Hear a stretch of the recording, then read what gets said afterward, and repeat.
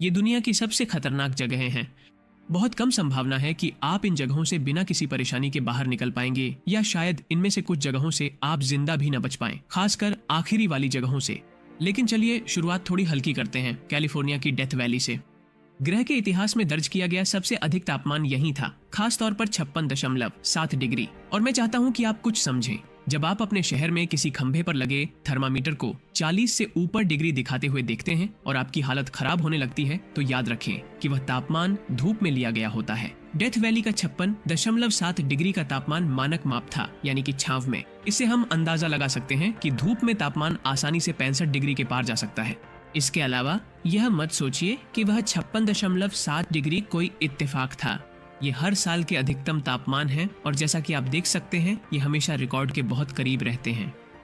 जैसा कि उम्मीद थी, अधिकारी चेतावनी देते हैं कि वे इस खुले ओवन में टहलने की बिल्कुल सलाह नहीं देते, खासकर सुबह 10 बजे के बाद।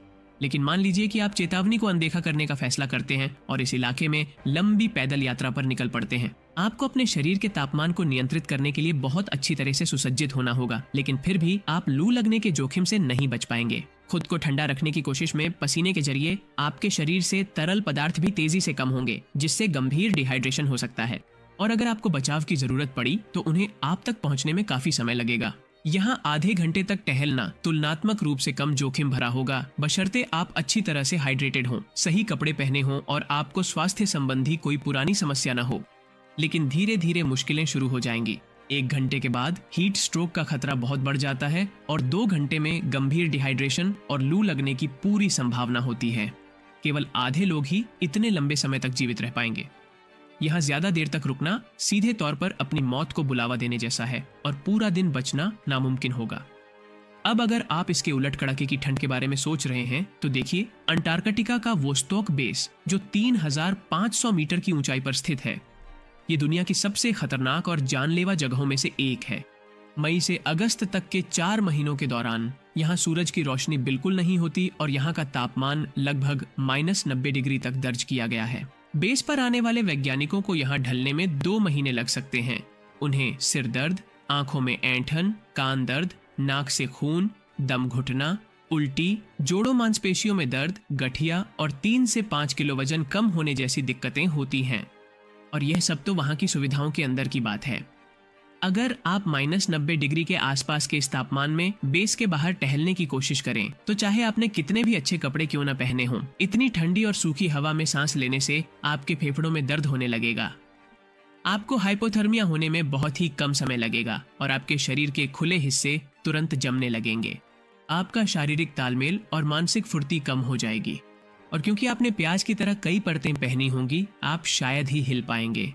तो उस स्थिति में सबसे अच्छा यही होगा कि आप इस स्टेशन पर सर्दियों में रहने वाले 15 लोगों से मदद मांगें, ताकि वे आपको बचा सकें। हालांकि घने अंधेरे में यह एक मुश्किल मिशन होगा। और अब वापस गर्मी की ओर चलते हैं, जिसे कई लोग पृथ्वी की सबसे दुर्गम जगह कहते हैं, इथियोपिया में दानाकिल डिप्रेशन। सल्फ्यूरिक एसिड और आयरन क्लोराइड के कुंड, नमक के बड़े भंडार और गंधक के गीजर के साथ मिलकर चमकीले रंगों और अजीब आकृतियों का एक मोज़ेक बनाते हैं। असल में यह इतनी दुर्गम जगह है कि वैज्ञानिक यह पता लगाने की कोशिश कर रहे हैं कि क्या यहाँ केवल एक्सट्रीम फाइल सूक्ष्म जीव रहते हैं या जीवन का कोई नामो निशान ही नहीं है। दानाकिल के पानी का औसत pH 0.2 है, जो किसी भी प्राकृतिक वातावरण में लगभग अनसुना है। यहाँ तापमान अक्सर 45 डिग्री तक पहुंच जाता है। यहाँ 2 बहुत सक्रिय ज्वालामुखी हैं। उनमें से एक एर्ता आले उन कुछ ज्वालामुखियों में से एक है जिसके शिखर पर एक सक्रिय उबलता हुआ लावा का तालाब है। डालोल क्रेटर में भूतापीय गतिविधि तापमान को और भी बढ़ा देती है, जिससे सतह पर आने वाला खारा पानी लगभग 100 डिग्री पर होता है। दमघोंटू गर्मी के अलावा यहाँ टहलते समय आपको हाइड्रोजन सल्फाइड की जहरीली गैस का सामना करना पड़ेगा। क्लोरीन की भाप तो छोड़ ही दीजिए, जो आपके श्वसन मार्ग को जला देगी और फेफड़ों में दम घोंट देगी।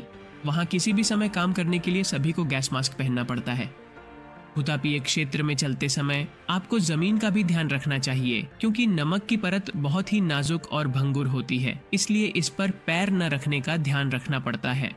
अगर आप 100 डिग्री के पानी और अत्यधिक अम्लता में गिर जाते हैं तो आपकी जान को गंभीर खतरा होगा, क्योंकि निकटतम अस्पताल मेकेले में है, जो डालोल क्रेटर से कई घंटों की दूरी पर है। और इतना ही नहीं, इस क्षेत्र के पास गेटाले लैगून स्थित है, जिसकी लवणता 43% से अधिक है। यह दुनिया का सबसे खारा जल निकाय है, लेकिन यह इसकी असली समस्या नहीं है। अगर आप इसके काफी करीब जाते हैं तो आपको लैगून के पास ढेर सारे छोटे कीड़े और मरे हुए पक्षी दिखाई देंगे। वे जानवर थोड़ा पानी पीने आए थे, लेकिन वास्तव में उन्हें झील के नीचे ज्वालामुखी गतिविधि से निकलने वाले कार्बन डाइऑक्साइड के भारी उत्सर्जन ने मार डाला, जो बुलबुलों के माध्यम से सतह पर आता है।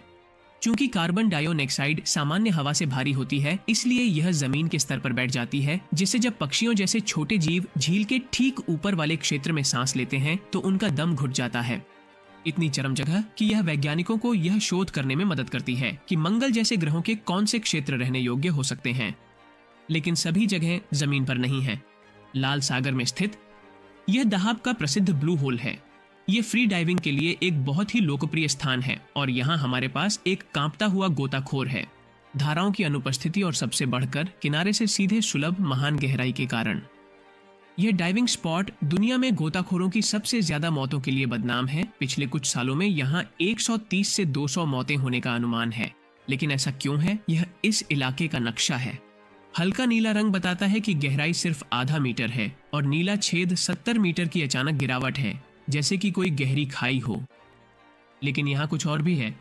यहाँ डार्क है, जिसकी गहराई कम से कम 55 मीटर और ज्यादा से ज्यादा 100 मीटर है। आर्क में गोताखोरी की मुख्य चुनौती गैस का प्रबंधन है, क्योंकि सिर्फ एक टैंक के साथ जाना जोखिम भरा होगा और कोई भी छोटी सी गड़बड़ जानलेवा हो सकती है। लेकिन कई गोताखोर अपनी काबिलियत को ज्यादा आंकते हुए या खतरों को कम समझते हुए हमेशा सही सावधानी नहीं बरतते। और अगर पानी का बहाव तेज नहीं है तो वहां नीचे क्या गलत हो सकता है? इस जगह की सबसे बड़ी खूबी ही इसकी सबसे बड़ी समस्या भी है। पानी इतना साफ है और रोशनी इतनी ज्यादा आती है कि 55 मीटर की गहराई पर भी सब साफ दिखता है।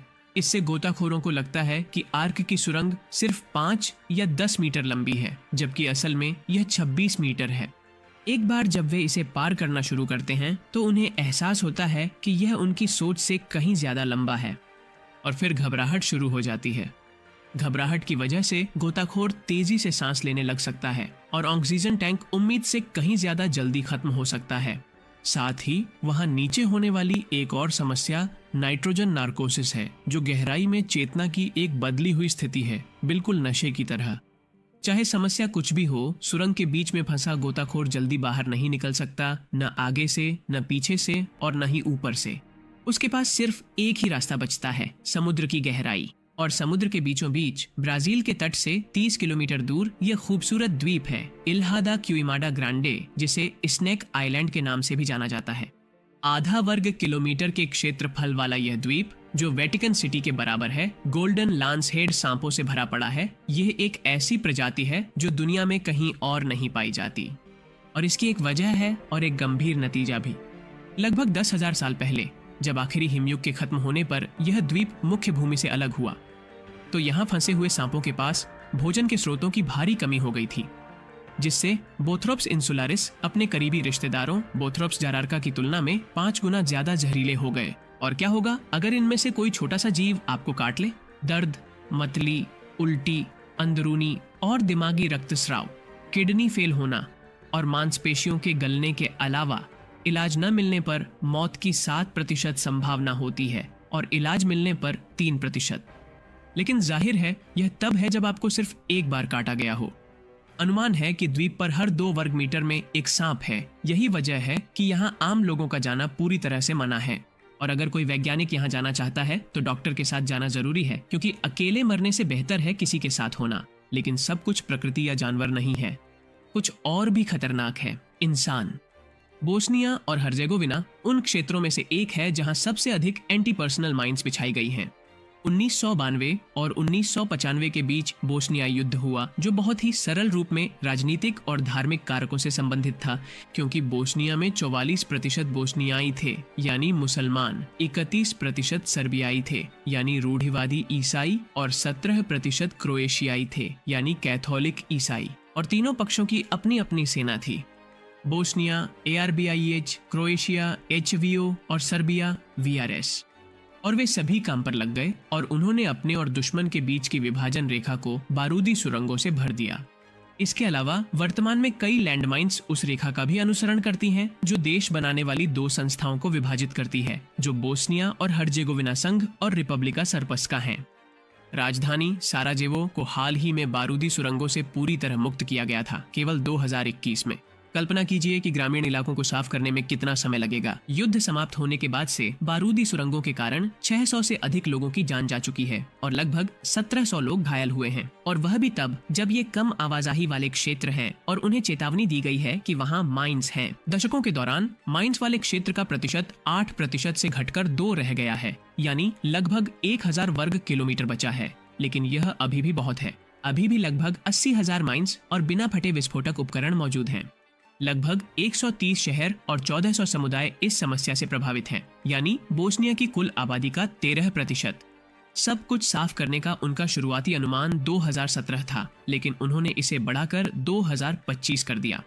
और फिर भी वित्तीय संसाधनों की कमी के कारण कुछ विशेषज्ञों का सुझाव है कि इसमें कई और दशक लग सकते हैं, और अगली जगह तो और भी खतरनाक है। एक ऐसी दुनिया में जहां वैश्वीकरण ग्रह के लगभग हर कोने तक पहुंच गया है, एक ऐसी जगह है जो एक पहेली बनी हुई है, दूर के अतीत का एक अवशेष, उत्तरी सेंटिनल द्वीप, जो भारत के अंडमान द्वीप समूह में स्थित है। यह द्वीप अपनी बेहद अलग थलग आबादी और बाहरी लोगों के प्रति शत्रुता के लिए कुख्यात है। माना जाता है कि वे 60,000 साल पहले अफ्रीका से इस सुदूर द्वीप पर आए थे और तब से पूरी तरह से अलग थलग रहे हैं। संपर्क के कई प्रयास हुए हैं। ब्रिटिश साम्राज्य, भारतीय, एक मानव विज्ञानी, कुछ मछुआरे और एक अमेरिकी प्रचारक, और उन सभी का अंत बुरा हुआ। यही कारण है कि वे किसी भी तरह के संपर्क को बहुत आक्रामक तरीके से ठुकरा देते हैं, क्योंकि उन्होंने मछुआरों और प्रचारक दोनों को तीरों से छलनी कर दिया और मार डाला। अधिक त्रासदियों से बचने के लिए भारत सरकार ने 9.3 किलोमीटर से कम दूरी पर जाने पर पूरी तरह से प्रतिबंध लगा दिया है, ताकि एक तरफ विदेशियों की ओर मौतें न हों और न ही इस द्वीप पर रहने वाले लगभग 400 सेंटिनली किसी बीमारी से प्रभावित हों। लेकिन प्रकृति, जानवरों और इंसानों से भी बड़ा एक खतरा है। कमरा नंबर 3 105/2 किसी होटल के कमरे का नंबर लग सकता है, लेकिन यह जगह किसी सुखद प्रवास से कोसों दूर है। इस कमरे की छत बिल्कुल सीधे चेर्नोबिल के रिएक्टर नंबर 4 के कोर के नीचे स्थित थी। हादसे की तीव्रता के कारण छत लगभग 4 मीटर नीचे धंस गई थी। इस भयानक विस्फोट ने रिएक्टर के अंदर मौजूद कई टन विखंडनीय सामग्री के बीच संयंत्र की दीवारों को गिरा दिया, क्योंकि भीषण गर्मी ने कंक्रीट और स्टील को पिघला दिया था, जो आग बुझाने वाली रेत के साथ मिलकर एक अत्यधिक रेडियोधर्मी लावा जैसा पदार्थ बन गया। यह कमरा आज भी इतना घातक रूप से रेडियोधर्मी बना हुआ है कि पिछले 35 वर्षों के लंबे समय में न तो कोई इंसान और न ही कोई रोबोट यहाँ जा सका है। लेकिन इस कमरे की एक खासियत है। चेर्नोबिल में अन्य अत्यधिक रेडियोधर्मी हिस्सों का स्तर समय के साथ कम होता गया है, जैसा कि एलिफेंट फुट के मामले में हुआ है। जब 1987 में इसकी खोज हुई थी, तब इस जगह का विकिरण आपको सिर्फ 5 मिनट में मार सकता था। लेकिन 2015 में नई माप ली गई और यहाँ का विकिरण केवल सांस के जरिए अंदर जाने पर ही खतरनाक है, क्योंकि ये अल्फा कण हैं जो त्वचा को नहीं भेद सकते, जिससे यह जगह अब कम खतरनाक होती जा रही है। और चेर्नोबिल की लगभग सभी जगहों के साथ ऐसा ही हो रहा है, लेकिन कमरा नंबर 305/2 में नहीं। मई 2021 में सेंसरों ने कमरा नंबर 305/2 से निकलने वाले न्यूट्रॉन की लगातार बढ़ती संख्या का पता लगाया, जो पिछले 4 वर्षों में 40% तक बढ़ गई थी, जिससे पूरे वैज्ञानिक समुदाय में काफी चिंता पैदा हो गई। खासकर इसीलिए क्योंकि वैज्ञानिकों का ऐसा मानना है कि इस कमरे में रिएक्टर नंबर 4 का लगभग आधा मूल ईंधन मौजूद है, और अगर वहां कोई मामूली सा विस्फोट भी हुआ तो यह रेडियोधर्मी कचरे को चेर्नोबिल से बहुत दूर तक फैला देगा। अगर हस्तक्षेप जरूरी समझा गया तो कमरे में रोबोट के जरिए छेद करना होगा और अत्यधिक रेडियोधर्मी मलबे पर गैडोलिनियम नाइट्रेट का छिड़काव करना होगा, जो अतिरिक्त न्यूट्रॉन को सोख लेता है और विखंडन प्रक्रिया को रोक देता है। इस बीच केवल समय ही बताएगा कि कमरे का खतरा अपने आप कम होता है या इसके लिए किसी रोबोट की आंखों और हाथों के जरिए मानवीय हस्तक्षेप की जरूरत होगी, जो शायद इस भीषण रेडियोधर्मिता में टिक न पाए। और अब मैं आपसे पूछता हूँ, क्या आपको लगता है कि आप इनमें से किसी भी जगह पर जीवित बच पाएंगे? अपना जवाब कमेंट में साझा करें और इस तरह के और वीडियो देखने के लिए सब्सक्राइब करें।